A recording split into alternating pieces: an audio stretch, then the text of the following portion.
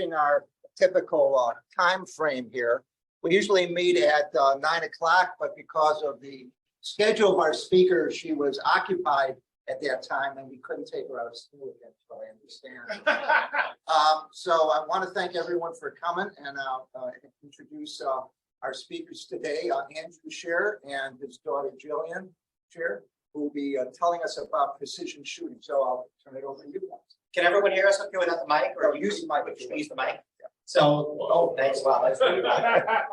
So I'm Andrew. This is my daughter Jillian. My parents, Jill, Elliot, and Judy, live here in Trilogy, and we're going to talk a little bit about Jillian's and one of my passions today, precision riflery. So I'm gonna give this to you, and you can tell everyone a little bit about who you are and how you got into this. I've been in this business for a while. I own a firearms manufacturing business, so I manufacture custom firearms, bolt action. I don't want to be really loud. That's good. And we manufacture suppressors, and we do Cerakote work, and we do ARs and bolt guns, and we do hunting rifles, and do a variety of things in the industry. So this is my daughter Jillian, and I'm going to hand this over to her. Okay, can everyone hear me? Yes. Hold it up. Hold it up to your mind. Here? Yeah. Okay.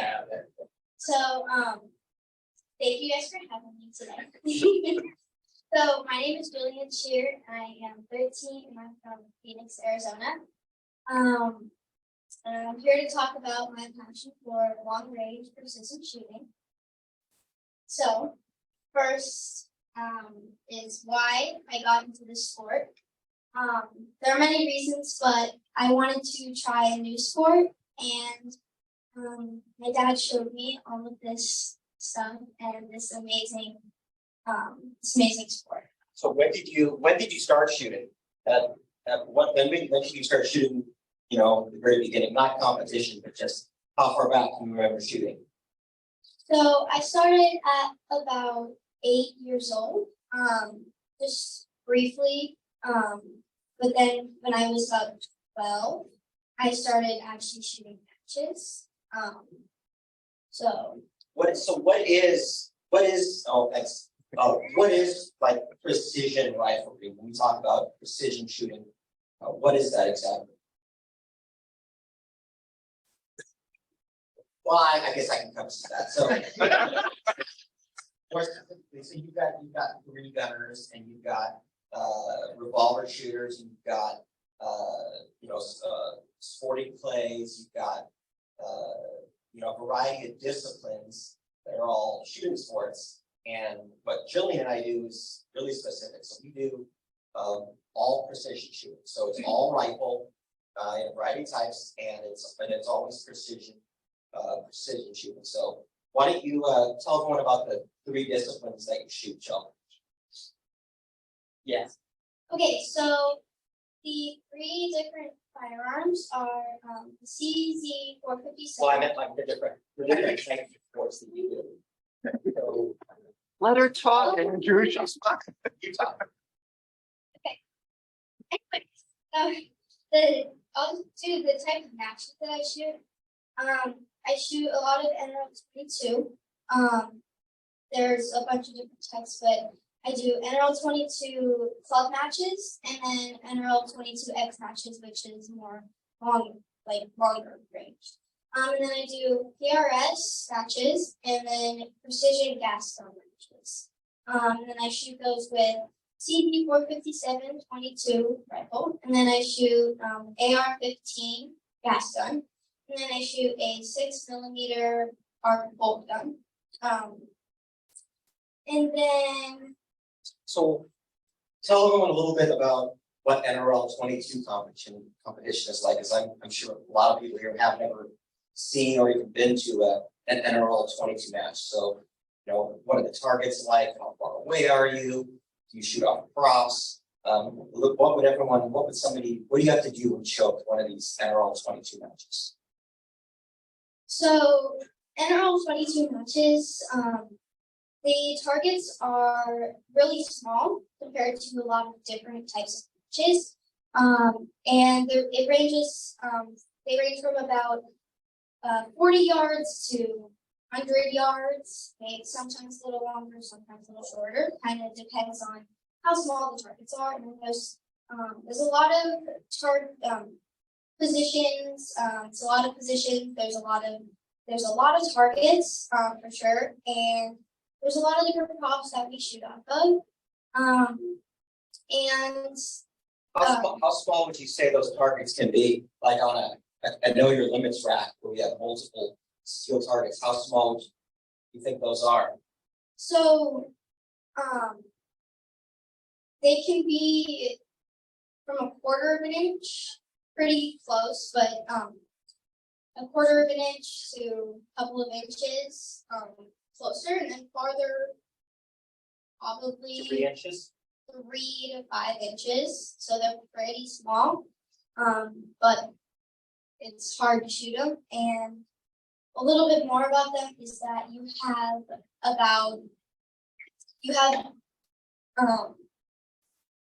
I guess the amount of shots that you have to make, you have that many bullets. So On like a 10-round stage, you would only get 10 points. So there's no extras. What you're saying. yeah, so if you do end up missing one, you won't win. Is it timed? It is timed. So the NRL matches are 2 minutes long, which seems like a lot of time for 10 to 12 shots to make off, but when you're actually on the clock, it is a lot harder, and time goes by very fast with how much you have to move and how much shots you have to make. And then, let's see, we'll do, the gas gun matches are a little different. You have 90 seconds. So there is quite a big difference, 30 seconds. And the targets are a lot farther. They can be up to 700 yards. 700 yards. And the targets are significantly bigger, but they're really far. So. And what about you? Like you get more shots, right? For in a gas gun match. So like if you had a 10 point stage, you get 20 rounds to make 10, right? Yeah, so every stage you have 20 rounds. So some impacts you have to make 12, some 8, some 10, but you always have 20 shots. So this is different than 22, but you have a lot more shots to make less impacts. So it is easier to clean the stage, but it's less time. So are you in a children's league? Well, I shoot as a youth, young gun, but She And competes with all the against- adults. I compete with all of the adults then. So, yeah. So in gas gun, is it typically one target, or is it usually a number of targets, or is it you shoot from one position, or do you have to shoot from a variety of positions? So it varies, but most of the time there are a lot of different targets, and there are multiple positions. Probably a little bit less than NRL, but there are 22, but there is still a lot, and a lot of targets, but still at farther distances. Where is the competitions? Well, normally they're at Cowtown, which is Off Carefree Highway. Right. off Carefree Highway. But Where else do we shoot? Phoenix Rod and Gun, Phoenix Rod and Gun and Rio Salado. Rio Salado. Yeah, those are the 3 places that we shoot at. And there's a variety of 3 different types of matches there. I'm sure there's more. And then the final one is PRS matches. This combines PRS is Precision Rifle Series.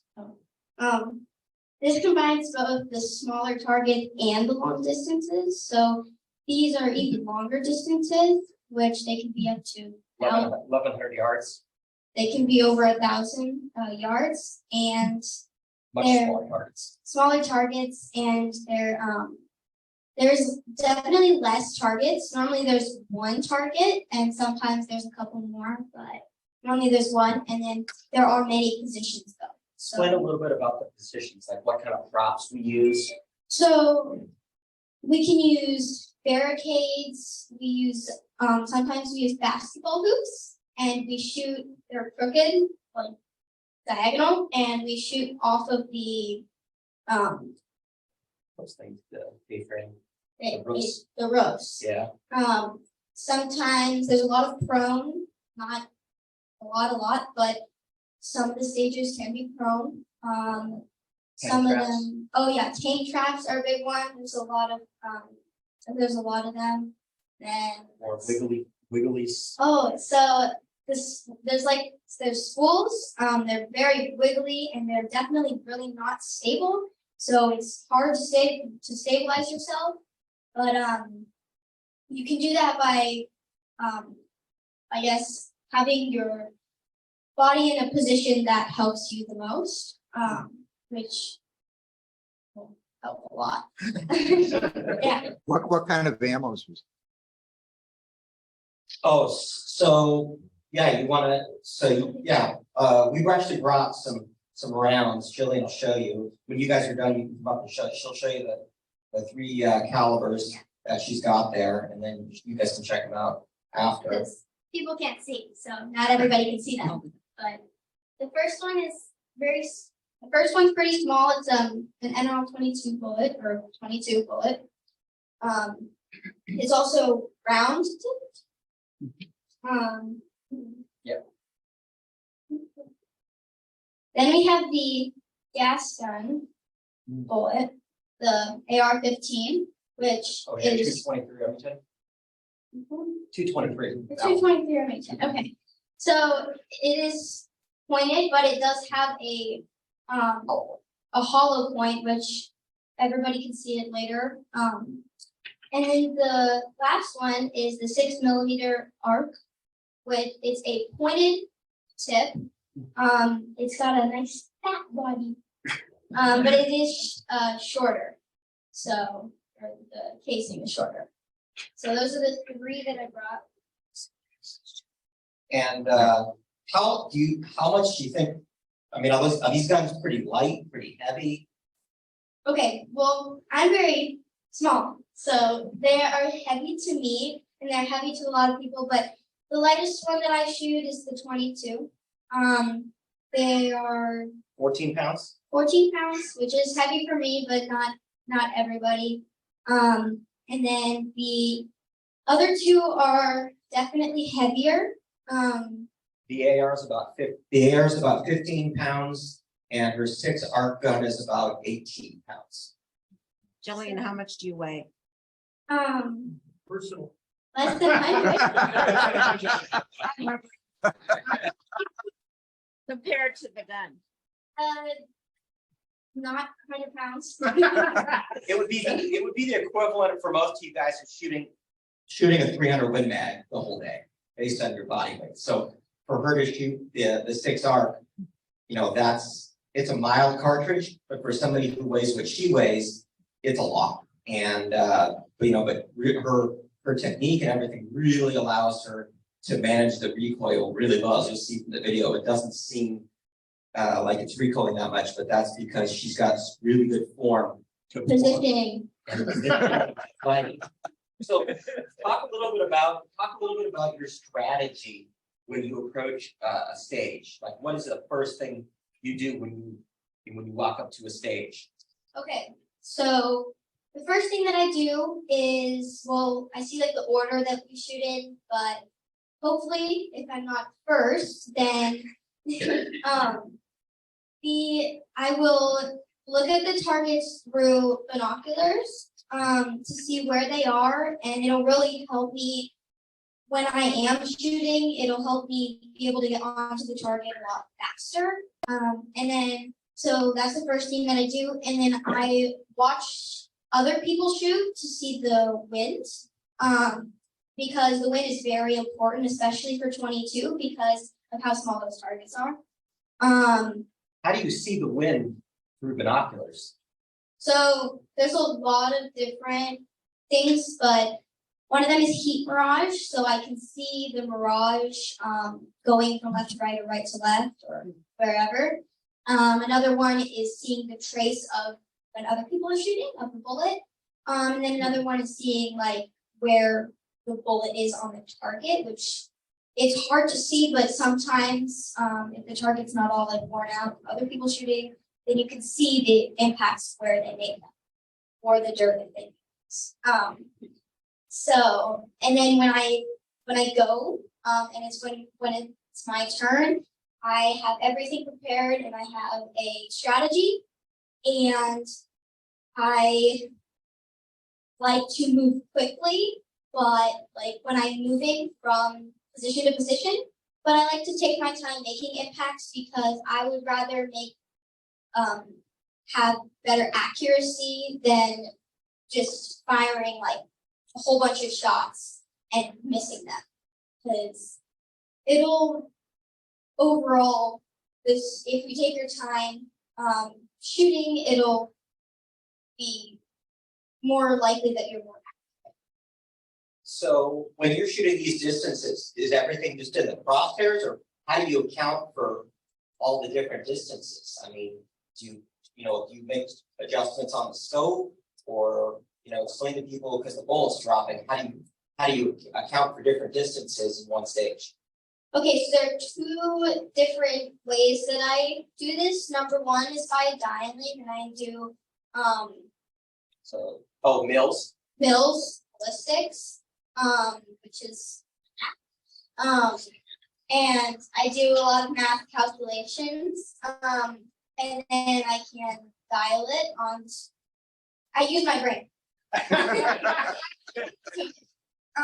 And then another way is holding. So again, Explain what that is, like what it so looks like inside of the scope, there's the crosshairs, and if there's so many targets on stage, and I don't have the time to be able to dial, I have to basically hold the crosshairs higher than the target, or most of the time higher, and depending on how much I guess elevation, that's the word. I hold higher for longer distances and then lower for shorter. So would you say that, like, in a certain type of like NRL, you do one thing more, and gas then you do a different thing? Like, how do you know when you're going to dial and when you're going to hold? Is it mostly time, or?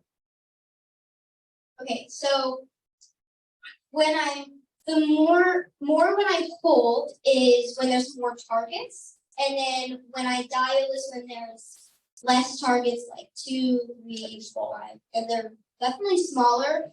The smaller the target, the more accurate it has to be. So I would prefer dialing, because even though it takes longer, it makes it more accurate and more easier to make the impact.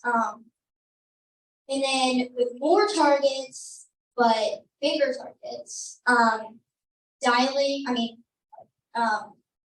holding would probably be a little bit easier, because with the bigger targets, it'll be,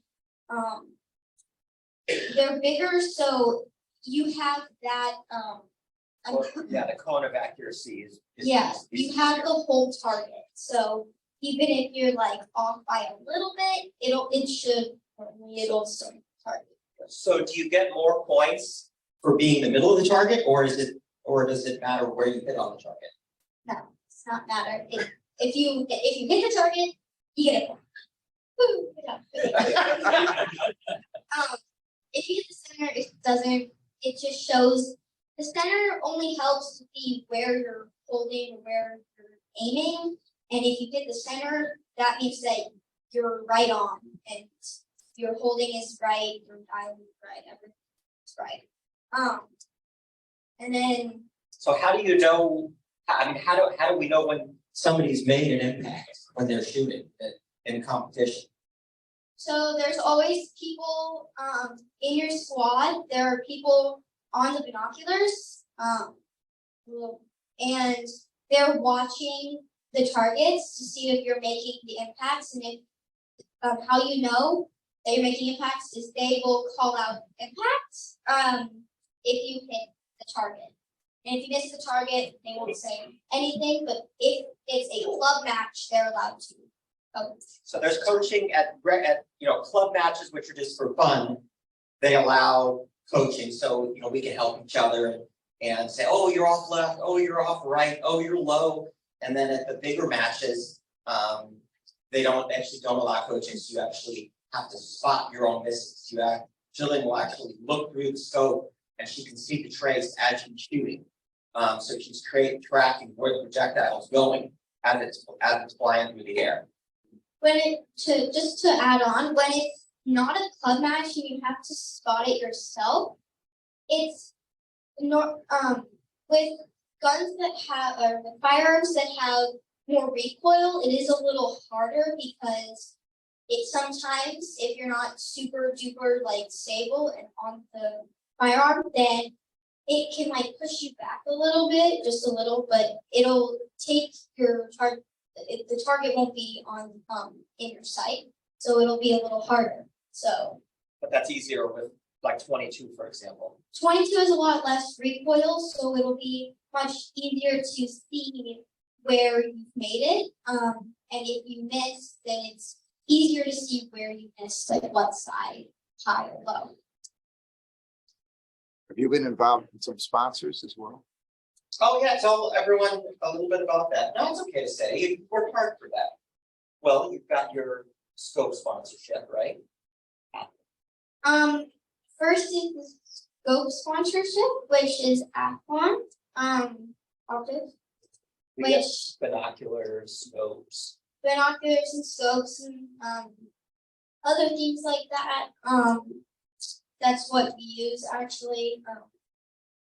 And then you're also sponsored by, for 22, you're sponsored by SM Precision Gun Works out of Havasu City. He builds the probably the most high-end 22 precision rifles anywhere in the world. And he has a year-long waiting list for his 22 builds. And Jillian is shooting one of his barrels that he made for him. It's on their team. She's on their team. And she's always trying to get more sponsorships, to help get out and shoot more. I mean, how many rounds would you say you shoot in a month, you think, between all of them? Well, there's normally a match every weekend to every other weekend. So let's see. Maybe 80 to 100? 80.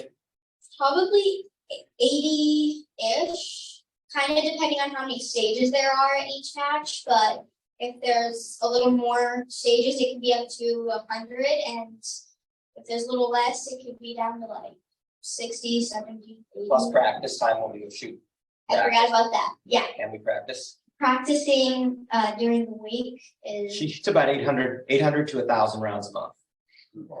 Between all the different calibers, between 800 and 1,000 rounds a month she shoots. You have a sponsor on the ammunition? Yeah, her father. Well, that's the video. Jillian will turn some on, and she'll kind of narrate and take you through. They all still hear Larry? Yeah, it went. Okay.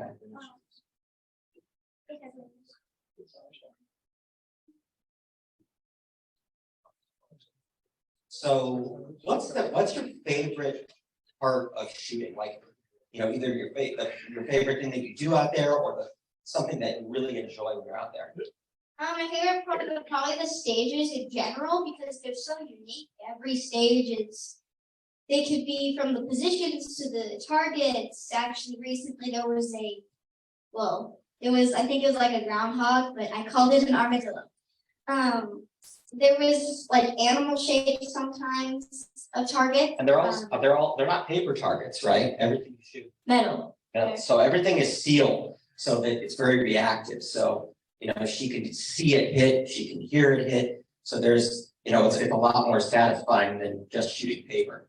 Yeah, so we may hear it hit, but we still have to take some safety precautions. Oh, yeah. Tell everyone a little bit about what makes, you know, how we keep, there's 100 shooters out there, how we keep everybody safe. One, we use eye protection, which is like glasses and like, you know, which people who do have glasses are so lucky. And then we use ear protection, so those are like earmuffs or like, what do they call them? Oh, the earplugs. Earplugs, yeah. And for some of like the more high power firearms, it can I sometimes use more ear protection. She double stuffs inners and outers because her hearing is so sensitive, but you know, you do shoot with the suppressor whenever you can. And then another one that's really important is to keep the muzzle downrange, except if you're like moving it from stage to stage, because if there is An an accident or something like that, then and your firearm is not pointed downrange, there can be consequences and people can get hurt. So yeah. No one's moving around with loaded firearms, obviously. I hope not. But no, there's chamber flags and on the gas guns there's there's like a little safety switch that has to be on at all times except when you're ready to shoot. Especially if you move, you have to have that on because it is loaded. So yeah, Did you take some kind of safety course? Yeah.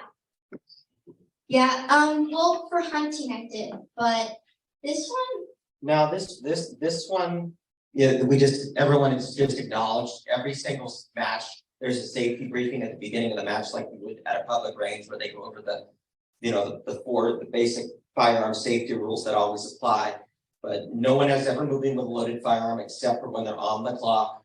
And no one ever closes the bolt on a gun or drops the bolt on a gas gun until they're ready. and they're looking through the glass. So there's no sky loading, for example. You can't close the bolt before you're looking through. And then at the beginning, when everybody gets into their squads,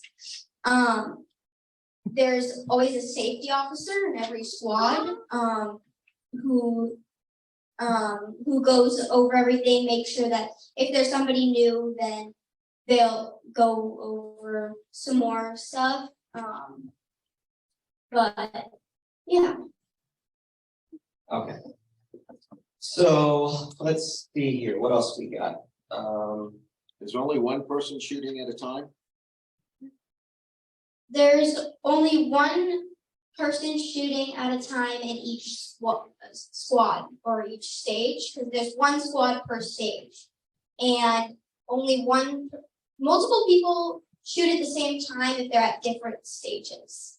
So, how many people on average do we get at these matches? Like what's a small match versus a large match?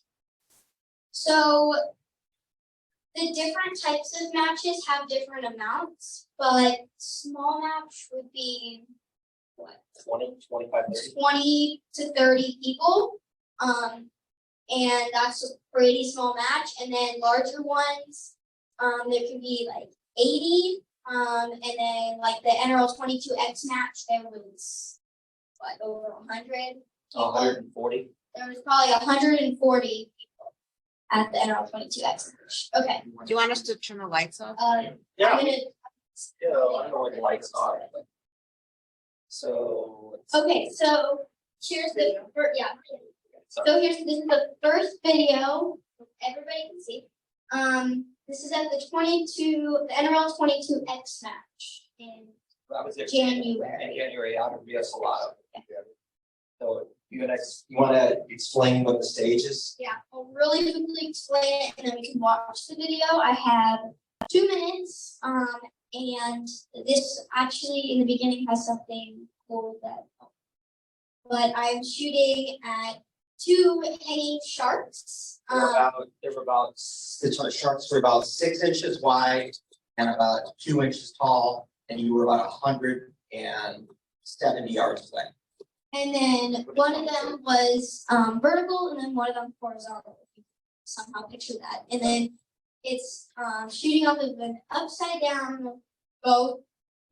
Yeah. Yeah. And the structure you're standing on, explain that. Then the structure that I'm actually on is it's on change, so it's moving. Yeah. Let's see. There we go. Here.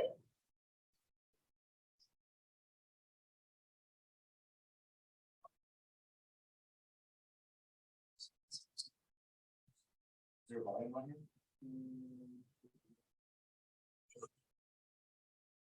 Why don't you just narrate?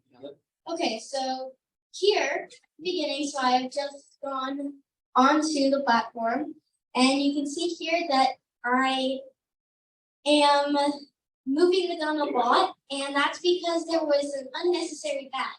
I decided to take a bag, and which is right in front of my stomach there. And I decided not to use it. So I had to change what I was gonna do. So yeah. Impact.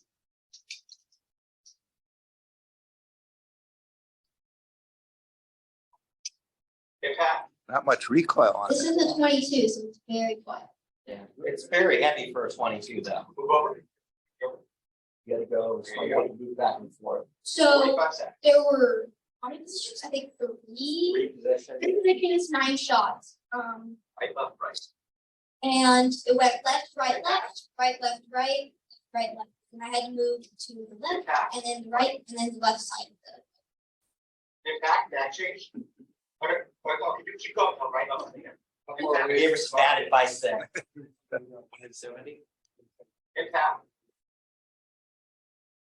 This is probably the impact. quietest and least 15 recoil. seconds. Act change. Then we gotta do 3 more shots. Left, right, left. I had to do a mag change here because. How many in the magazine? A 10-round mag is the most you're allowed to have in these competitions. But for this one, we had to have a mag change. Right? Impact. Good. Great, thanks. So she got them all off or one on I that. got all of them, but one. Good run, So kid. I don't know what's happening. Okay. Ooh, I don't know which. Oh, you can change. Okay, I'm gonna click on this one. I don't know if this is the one that I'm gonna show. Oh, that's a good one. Explain what's going on here. Well, which gun are you shooting? Okay, this one looks like That's it. That's gonna be that's safe the one. 223 Remington, that's the gas gun. And I don't remember the stage. So this one, if I remember right, she's got a couple of targets at about 250 yards that are circles down in a gully, and then she's got a shot up on the mountain at about 460, and then one at about 540. And so she's got, they're kind of peppered up, moving up into a mountainside, and with a crosswind. So the wind's actually running from the left to the right, like kind of behind her across that valley to the cow town. And you can explain what you got. You got your little card there. So this one, there were multiple targets, before I play it really quickly. This is the 90-second stage.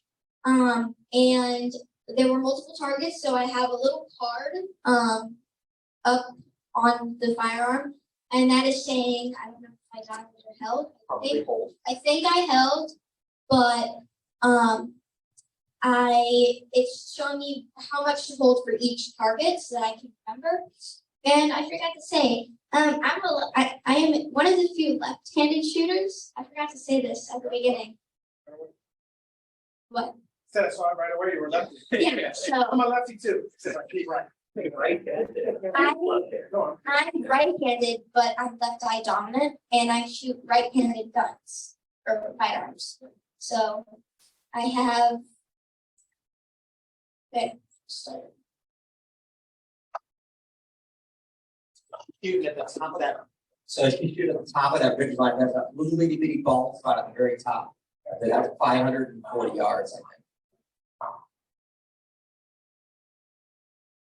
say? I don't remember this. I'm not really much help. It's very wiggly, and you can see the chamber flag right there on the table too, but.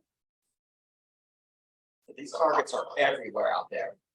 So during matches, it's a lot harder because there are targets everywhere, and you have to know which is which. You can see how well she manages that recoil. The gun's barely moving, and she's shooting a 77 grain bullet like 27 feet a second, somewhere around there.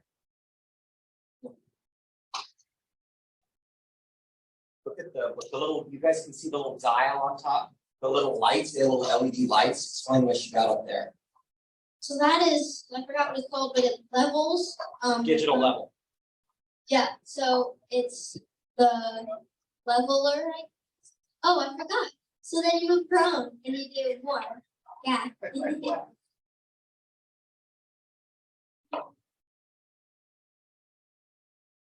And a little bit about the target. Oh. The targets, it's really easy to pick the wrong target. He does that. He does that. But yeah. So let me go ahead. Let's see. Not all these I'm showing. I don't know which ones are which. Did they tell you the distance you gotta range it yourself? So there's a, okay, I guess it's not showing. So there's a paper. It's about this big. There's a paper that has all the information on there.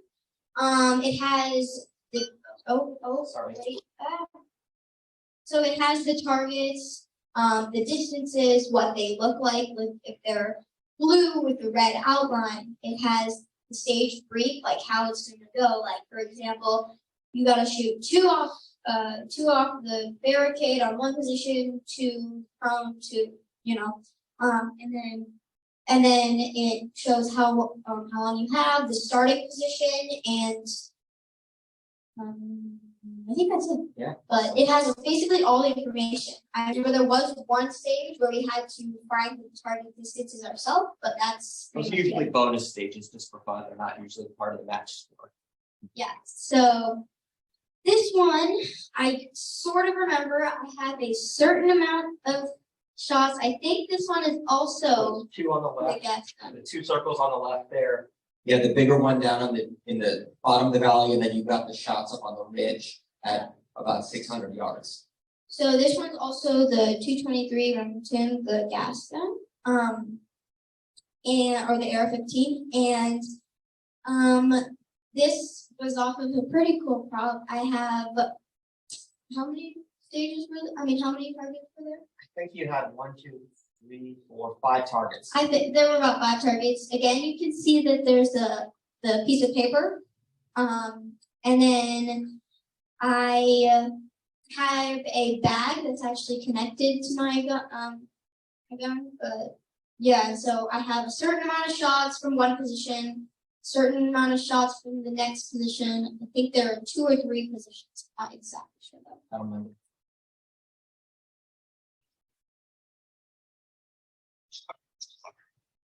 He's talking.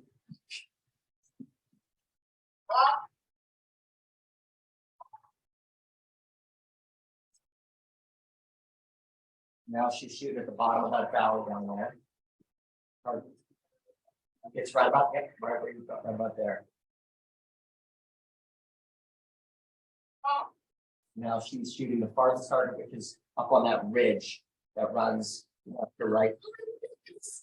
Yeah, the two circles, the circle on the left and the circle on the right. There were 2 in the bottom, and then 1 to the right of it, and then 2 up here. Yep.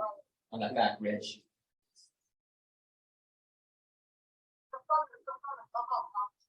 There's about 7 feet of drop that she's holding over for at that far target.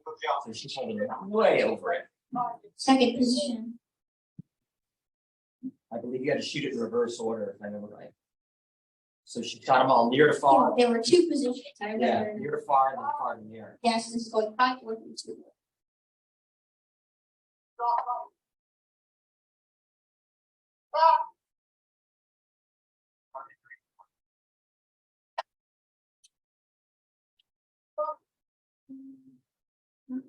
Yep.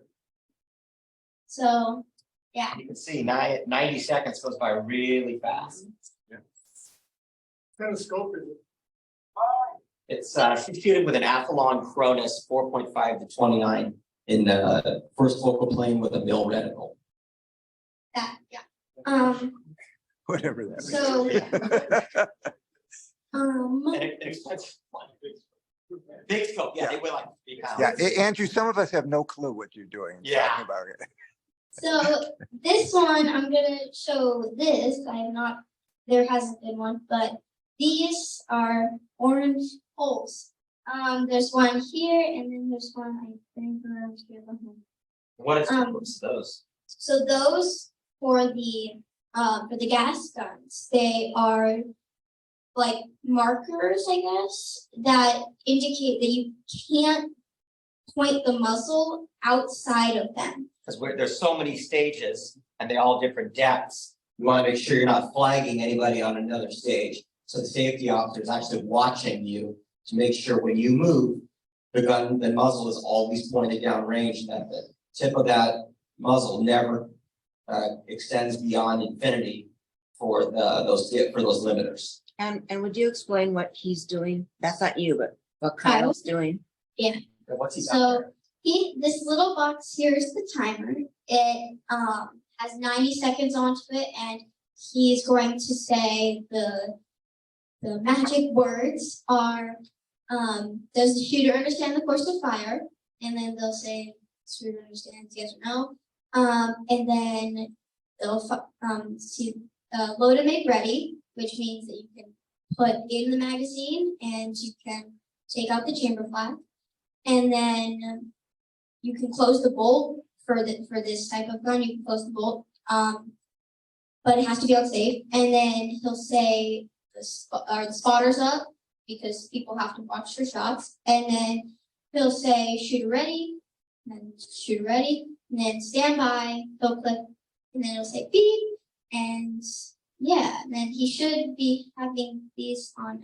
I don't know what it Yeah, is. there was a suppressor on that, so. Oh, he does. No, yeah, okay. And then he also has the tablet here. That's what you use to put in the scores and to see the order. This stage is pretty simple. Well, not really, but you have 2, 3 shots. I'm not sure. There are shots. I don't remember exactly. There's somewhere around here. Yeah. And you go on, see this side, you go on this side because I'm a lefty, so I shot on this side. And then you shoot however many, then you go over here and you shoot, there are 3 positions, I think. I don't remember where. And you just shoot the same targets. Yeah. You'll see.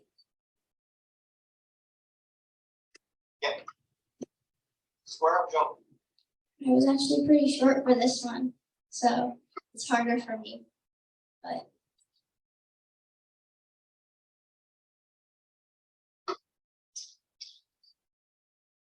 You can hear him yelling impact. and They don't yell it as much for me. if you do have good ears, you can hear. You can hear them.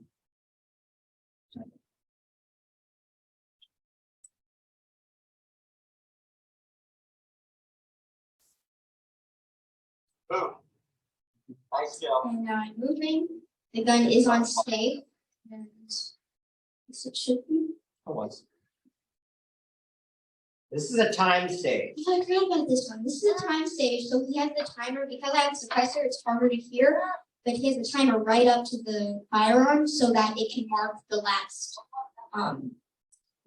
shot. Where you break the shot on your last impact. And if the time runs out, it goes based off of how when the last shot was. And then if you get all the shots off, then you get whatever the time was of your last shot.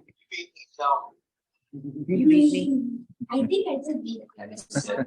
You beat me this weekend too at that stage. Oh yeah, we did. We had one this weekend. We had a match. So.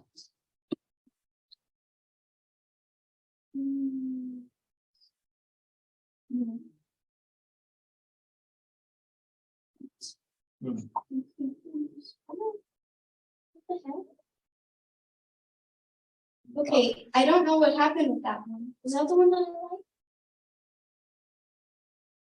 like? Okay, I like this one. This one, I think that last one is the one that. But this one was really fun. This one was an NRL one. At my NRL 22X match.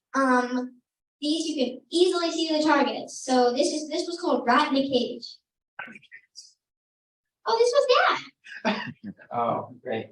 Yay! The target was about, couldn't have been bigger than an inch. It was really small. You can see one of them's right here. That yellow thing. It's a little, And then it's right at the tip where the this is. And I'm trying to use. for reference, the yellow brick is that's like a mason brick, like a wall brick. I mean, they're this big, and you can see how small they look in the photograph. That's 100-yard bay. Yeah, so there are 2 targets, rat in a cage. You do, I think there were 5 positions, so 10 shots. You do 1, 2, and then you move to it. You have to go inside of the cage, and you have 5 positions. Done. You ready? Yep.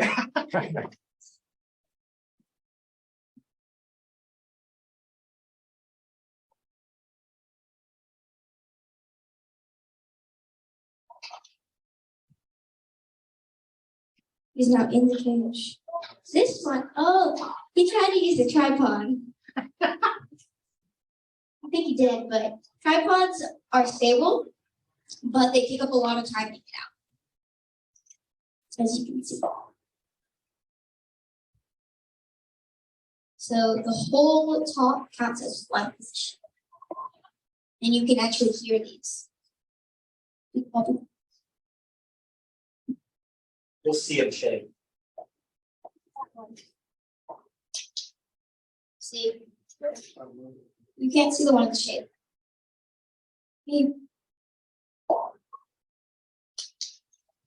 There you go. Now he's on to his second position. So I'm actually using the tripod as like I'm basically using the structure. Support. Yep, as rear support to keep the gun from, moving around. So This is the prop 2 was minutes. really unstable and really small.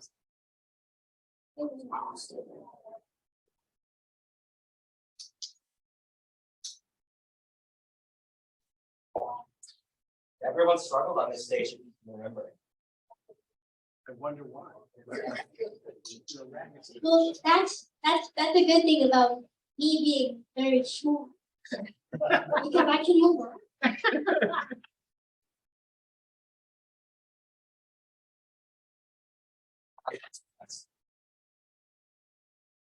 Is it your choice to put the suppressor on?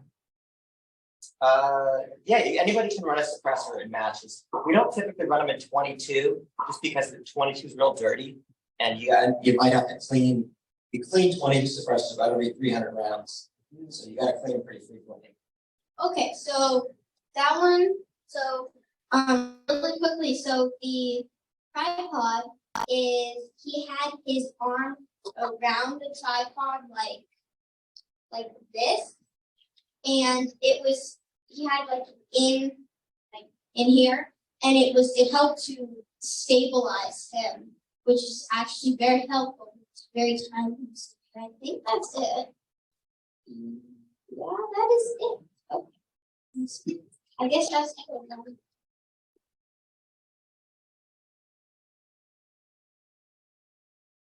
It's a good time if anybody has questions about, precision riflery, about the equipment we're shooting, about anything about the experience. Jillian and I can answer some questions for you guys. So in that last video, it looked like you were struggling with the gun initially just to get it set up. So a few people had tripped getting into that because you had to go up and over. So explain. So let me go back to the video really quickly to show, but I won't play it. So you can see there's a. Yeah, there was a little accident here, but let's. Oh yeah. Okay. So basically. I thought I was going to hand it to him here. So basically, because you handed it to somebody because it was dangerous. But anyway, so a lot of people getting in here was really hard. And they tripped, and some people actually like whacked themselves, and like going down underneath people. So We yeah, decided we could have a second individual there that we could hand the firearm to while we were crawling into the cage, and it would hand it back to us. And I had a tripod that I was using also, so made it even more crowded in there. Yeah. Is this a local event or is it a national type event? So you want to explain? So NRL 22 is a national series. There's Use the mic. like there's one at the two locations. I'm sure There there's is. more, but every month there's a new course of fire, and then everyone shoots the same thing, and then the two different locations also have like the same. So everywhere in the country, in every NRL match in a given month, everyone shoots the same course of fire at the same distances, exactly the same. So when there's rankings, you've got about just under 2,000 people participating across the country in this series, and everyone is stacked up against everyone else. So Jillian's running around 12th in the country right now, and For youth? For youth, yeah, for youth. There's about 90 youth shooters right now. But every month, the course of fire changes, and it gives you a chance to see how you stack up at a national level. So even though the matches are taking place on different days in different states, everyone is shooting them. I mean, the conditions can be different, but the course of fire is going to be all the same. And that's just an NRL. And then really quickly about the conditions, that the weather really matters, because even you can shoot when it's raining, and it doesn't really affect anything. But the wind, like for example, if you're at one location and that day it's super windy and it's blowing from like miles per hour, something like that, an example. And then in a couple of weeks when you go to the other location, you might get more impacts because it's less windy, or even though it's the same course of fire, it just the weather changes. Yeah. What's the minimum equipment you need to get into precision? So for the AR platform matches. So that's Repeat very the entry. repeat the question. Okay, so what he was wondering is what's the minimum necessary equipment to shoot the AR based long range precision matches, we call gas gun matches. And the barrier to entry is low compared to PRS. The targets are much larger, 3 times the size. So they're typically 3 to 5 minute or angle targets. So, at 500 yards, you're shooting a 18-inch plate versus a 10-inch plate. So the guns don't need to be nearly as accurate. So a standard off-the-shelf AR that can shoot a 1.5-inch group at 100 yards with just boxed. You don't have to load your ammo box, match grade ammo like Federal Gold Medal match or a Hornady, match ammo in a reasonably good high-end AR-15 with a scope at least 10 power. What's that? Oh, will be more than sufficient. So I mean, you're gonna need a bag of some sort.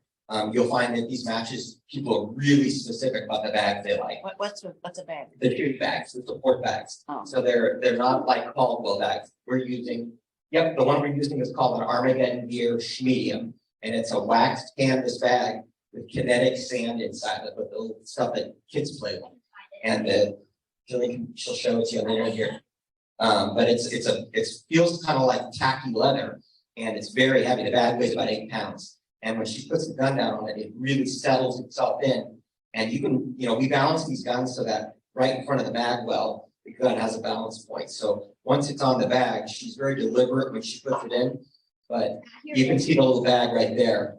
And those make all the difference in the world. And the gun will actually balance on most props. You can set the bag down, put the gun on the prop, let go, and it won't go anywhere.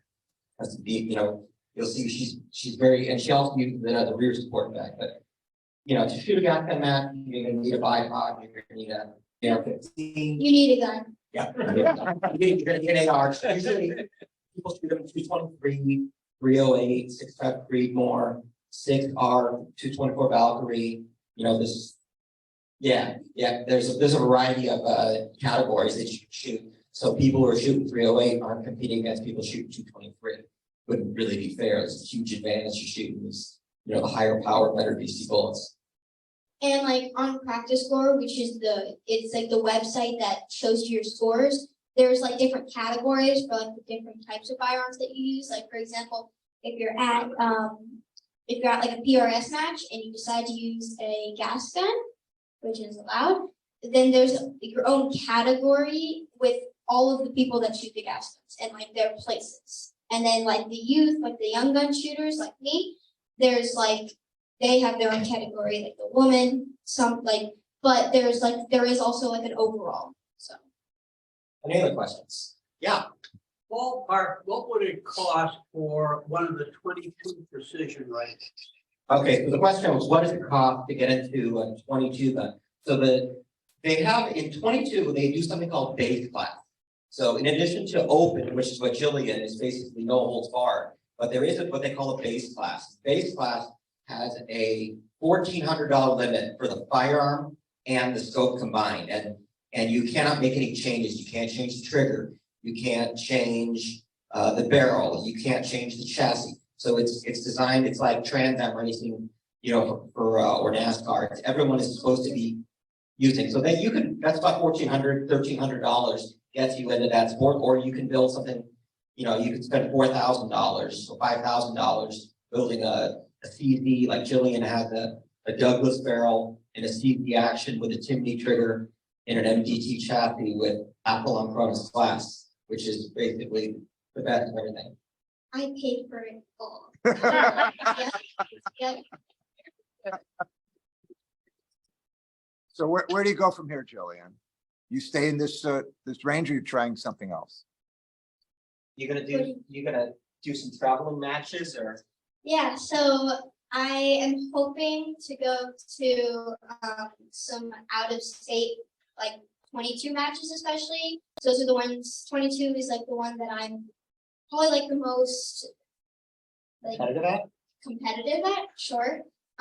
So I'm hoping to go out of state. We actually did have something planned, but we had to cancel it. It's on our last day of school, so we're not gonna make it. Yeah, but I'm gonna really quickly Yeah, pass these around. sure, yeah.